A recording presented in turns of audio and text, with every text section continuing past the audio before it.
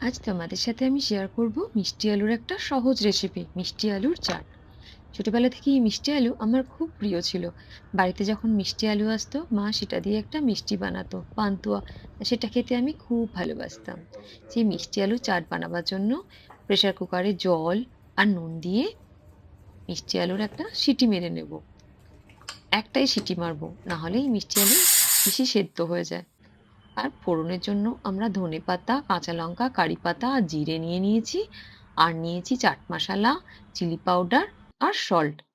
আলু সেদ্ধ হয়ে গেছে। এবার আমরা আলুটাকে ছোট ছোট টুকরো করে কেটে নেব।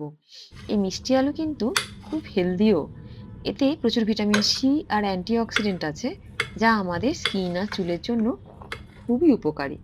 এবার গ্যাসে একটা প্যান বসিয়ে ১ চামচ ঘি গরম করে ফোড়নের সমস্ত উপকরণগুলো একে একে মিশিয়ে দেব।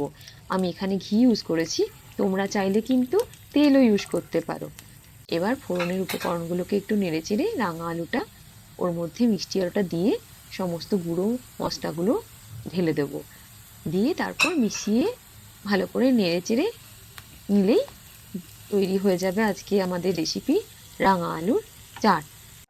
এটা খুব হেলদি আর টেস্টি আর খুব সহজে বানিয়েও ফেলা যায়। তাই তোমরা একবার বাড়িতে ট্রাই করে দেখতে পারো। ধনেপাতা কুচি ছড়িয়ে গরম গরম সার্ভ করে দিলাম। সবাই ভালো থেকো, সুস্থ থেকো। আর একবার হলেও বাড়িতে বানিয়ে এটা খেয়ে দেখো।